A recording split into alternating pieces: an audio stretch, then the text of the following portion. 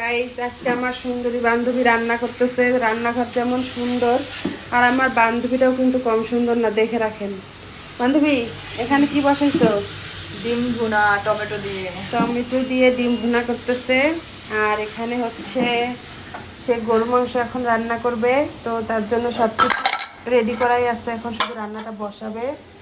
আর এখানে হচ্ছে পোলাও রান্না করবে। তো গরু মাংসটা যখন রান্না করবে তখন তো অবশ্যই দেখাবো। তো ডিম ভুনাটার কালারটা কিন্তু অনেক সুন্দর আসছে।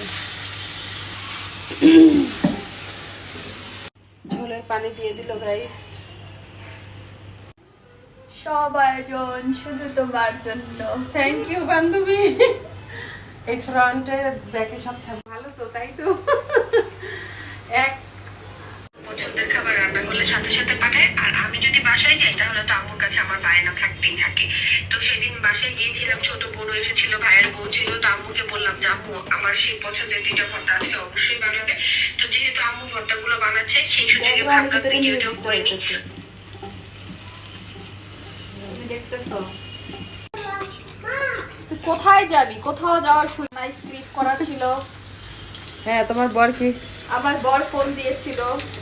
আচ্ছা, ওর বর ফোন দিয়েছে, আর ওর বরের সাথে ওর হাসি দেখলে, ওই হাসিটা যদি আপনাদেরকে আমি দেখাইতে পারতাম তাহলে বুঝতেন যে এটা কি। আলিফ লায়লার আগে একটা হাসি দিত না, ডাইনি হাসি। আমি তো পরিবা খেয়ে ফেলবো।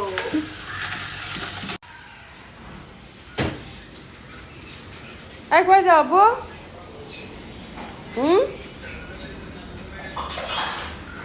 কই যাও? হ্যাঁ, দোকানে কেন? আপনার ডান পাশে মেন রোডে গেলেই ভাই, আপনার ডান পাশে গেলে গাবের ফার্মেসি।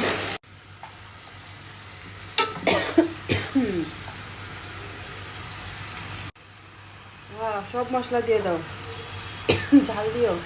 আমার জামাই ঝাল আর লবণ। আর আমরা খাই, আমরা ঝাল আর কবে খাই না।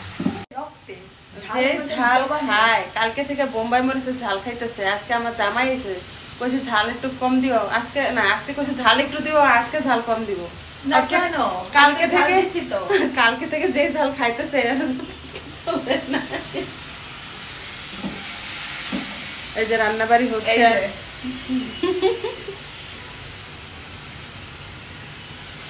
গাইস মজা করতে করতে রান্নাবাড়ি হইতেছে। হ্যাঁ, ওই কিন্তু আমার মতন একসাথে অনেকগুলা খায় না, একবার একটু একটু করে খায়।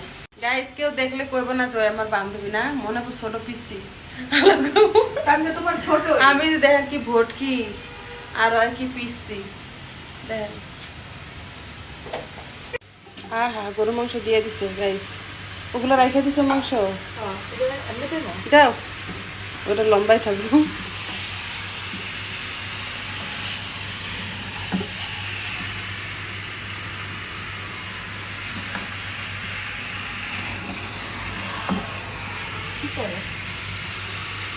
এমনি করো।